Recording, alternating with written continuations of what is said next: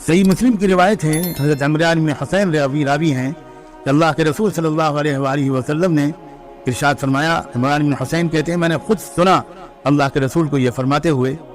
کہ آدم کی پیدائش سے لے کر قیامت تک کوئی واقعہ اور حادثہ دجال کے فتنے سے بڑا اور سخت نہیں۔ یعنی بڑے بڑے امتحانات جو آئے ہیں ان میں بھی سب سے بڑا امتحان پوری انسانی تاریخ میں فتنہ دجال ہو، کہ کیا فتنہ دجال آنا باقی ہے یا فتنہ دجال آئے ہوئے عرصہ ہو گیا اور ہم اسی کے درمیان جی رہے ہیں، اور اب فتنہ دجال کے شاید یہ آخری دن چل رہے ہیں، اب بس صرف دجال کا خود نکل کر باہر آ جانا یہ باقی ہے، اور شاید آج کل اس کی تیاریاں زور و شور پر ہیں، اس کا وقت بھی اب بہت دور نہیں ہے، فتنہ دجال کا وقت دور ہے، اس غلط فہمی سے نکل جائیے۔ فتنہ دجال تو زمانہ ہوا شروع ہو چکا اور اب تو وہ اپنے آخری شباب پر ہے، اور وہ جب اپنے آخری نقطہ عروج پر فتنہ دجال پہنچ جائے گا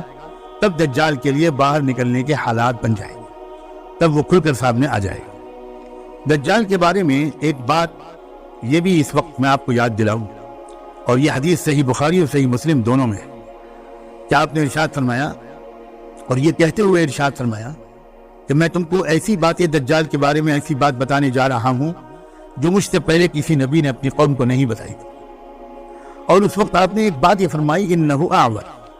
کہ وہ کانا ہوگا، ایک آنکھ سے دیکھنے والا ہوگا۔ کیا مطلب ہے اس کا؟ سچی بات یہ ہے کہ کوئی یقین کے ساتھ یہ کہنا کہ اس ارشاد کا یہ مطلب ہے، یہ شاید ابھی قبل از وقت ہے۔ اس کا ایک مطلب یہ بھی ہو سکتا ہے، جیسا کہ بعض اہل علم کا خیال ہے کہ اصل میں انسان کو اللہ نے دو آنکھیں دی ہیں، ایک یہ ظاہری آنکھیں ہیں اور ایک دل کی نگاہ ہے، دل کی نظر ہے۔ اس دنیا کی حقیقت کو وہ شخص بہتر طور پر سمجھتا ہے جس کی دونوں آنکھیں روشن ہو۔ دجال کا جو فتنہ ہوگا اس کے اثر سے یہ صورتحال ہوگی کہ انسان کی صرف مادی آنکھ پوری رہے گی، اور وہ ہر چیز کو ظاہری، مادی، سیاسی، بالکل پرائما فیسائی جو جس کو انگریزی میں کہتے ہیں، اس نظر سے دیکھ کر رائے قائم کرے، اور جبکہ چیزوں کی حقیقت کو سمجھنے کے لیے صرف یہ والی ظاہری آنکھ کافی نہیں ہوتی، انسان کے دل دماغ کی نظر بھی، نگاہ بھی کھلی ہوئی ہونی چاہیے، تبھی وہ چیزوں کی حقیقت کو سمجھ سکتا ہے۔ دجال ساری دنیا کے انسانوں کو ایسا لگتا ہے کہ وہ کانا بنا دے گا۔ یہ میں سمجھانے کے لیے بات عرض کر رہا ہوں، کیا مطلب کانا بنا دے گا؟ یعنی فتنہ دجال کی وجہ سے جو مہلک اور مضر اثرات پڑیں گے اس میں ایک بہت بڑا اثر یہ ہوگا کہ انسانوں کی غالب اکثریت کی دل کی نظر بند ہو جائے اور وہ دھوکہ آسانی سے کھا جائے گا۔ دجال جو دھوکے میں ڈالنا چاہے گا بڑی آسانی سے لوگ اس بات کو ایکسپٹ کر لیں گے۔ آپ کو آگے چل کر انشاءاللہ یہ بات زیادہ تفصیل سے بتائی جائے گی کہ دجال کہا ہی اس لیے گیا ہے کہ وہ انسانی تاریخ کا سب سے بڑا دھوکہ دینے کا ماہر انسان، ماہر ہستی ہے وہ۔ اس کا اصل کام ہی ہے کہ اصل حقیقت سے انسانوں کو بے خبر اور اندھا اور غافل کر دیا جائے، بہنا کر دیا جائے، اور جو بالکل غلط ہے اس کو صحیح کر کے دکھا دیا جائے، اور ایک نظر بندی کر دی جائے، انسانوں کو مسمرائز کر دیا جائے، پروپیگنڈے سے متاثر ہونے کی عادت انسانوں کے اندر ڈال دی جائے، اور حقیقت کو غور کرنا اور سمجھنے کی کوشش کرنا اور سمجھ لینے کی صلاحیت ان کے اندر سے چھن جائے۔ ایسا معلوم ہوتا ہے کہ شاید آور کا یہ مطلب ہے، اور کوئی بعید نہیں کہ ظاہری طور پر بھی وہ کانا ہو سکتا ہے، ہم نہیں کہہ سکتے کہ صرف یہی معنی مراد ہے۔ یہ جو چیزیں پوری طرح کھل کر تو تب آئیں گی جب وہ دجال خود ظاہر ہو جائے گا اور اس کو پہچاننے والے اہل اللہ، صاحب نظر، صاحب تقوی لوگ موجود ہوں گے اور وہ اس کو پہچانیں گے۔ آپ نے اسی حدیث میں یہ بھی ارشاد فرمایا کہ اس کے ساتھ ایک چیز ہوگی جنت کی طرح اور ایک چیز ہوگی دوزخ کی طرح، پھر وہ جس کو جنت بتائے گا وہی پھر حقیقت دوزخ ہوگی۔ یعنی یوں سمجھیے کہ فتنہ دجال میں مبتلا ہو جانے والے لوگ، ان کو وہ دجال اس خدا کی دی ہوئی طاقت کا استعمال کر کے دنیا میں بڑے مزے کی زندگی گزروائے گا، اور جو لوگ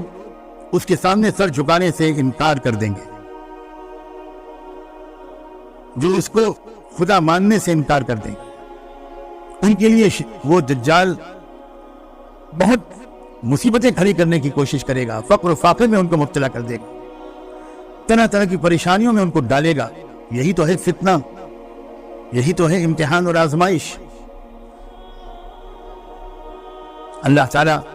اپنے کرم سے ہم سب کو ثابت قدم رکھے، اللہ ہم کو ثابت قدم رکھے، اور اگر سچائی پر جمے رہنے کی وجہ سے کچھ تکلیفیں برداشت کرنی پڑیں تو اللہ ہم کو اس کی ہمت دے، اللہ ہم کو اس کا حوصلہ دے۔ میرا تو خیال یہ ہے کہ اس وقت سب سے زیادہ اللہ تعالیٰ سے یہی ہمت اور استقامت کی دعا مانگنی چاہیے، کیونکہ ساری اگلی کامیابیاں اسی ہمت و استقامت پر ڈیپینڈ کرتی ہیں۔ یہ مل گئی تو سب مل گیا، اور یہ چھن گئی تو پھر اللہ کی پناہ۔ ایک بات اور سمجھیے، دیکھیے اس دنیا کو اللہ تعالیٰ نے ہماری خواہش کے مطابق مزے کی زندگی گزارنے کی جگہ نہیں بنایا۔ ہماری سب سے پہلی بڑی غلطی یہ ہے کہ ہم اس دنیاوی زندگی کو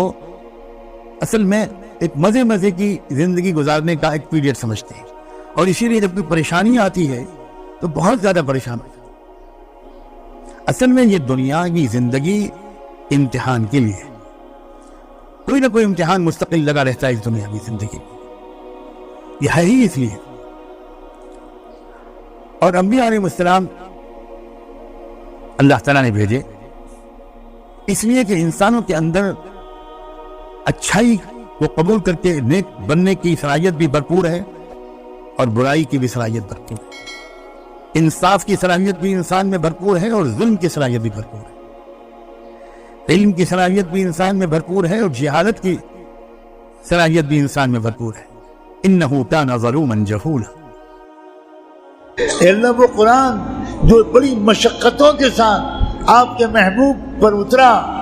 جس کے بعد آپ کو کہنا پڑا طٰہٰ ما انزلنا علیک القرآن لتشقیٰ، محمد اتنی تکلیف کیوں اٹھا رہے ہو؟ اللہ اتنی تکلیفوں کے ساتھ یہ قرآن آپ کے محبوب نے آپ سے لیا اور ہم تک پہنچایا۔ پیٹ پر پتھر بنتے تھے آپ کے رحبول کے،